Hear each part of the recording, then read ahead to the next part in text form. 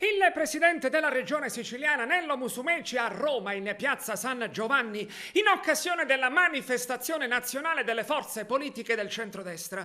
Il centrodestra unito è maggioranza morale del paese, ma non in Parlamento. La Sicilia ha nuovamente un campo profughi per colpa dell'indifferenza dell'Europa.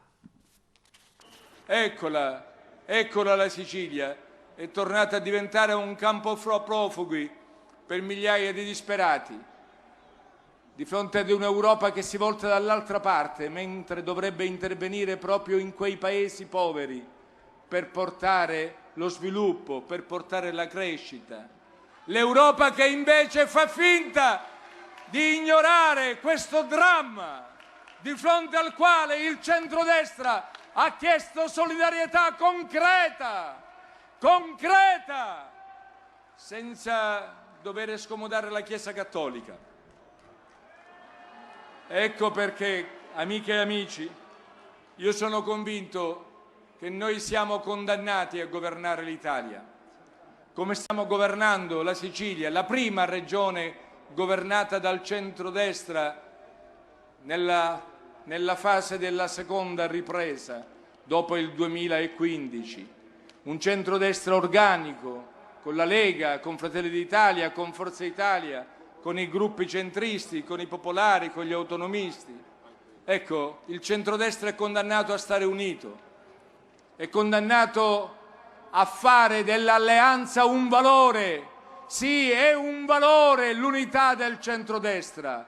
La nostra coalizione vince soltanto se è unita. Lo dimostra la cronaca, lo dimostra la storia. Vinciamo perché è un valore l'unità, per chi ci crede.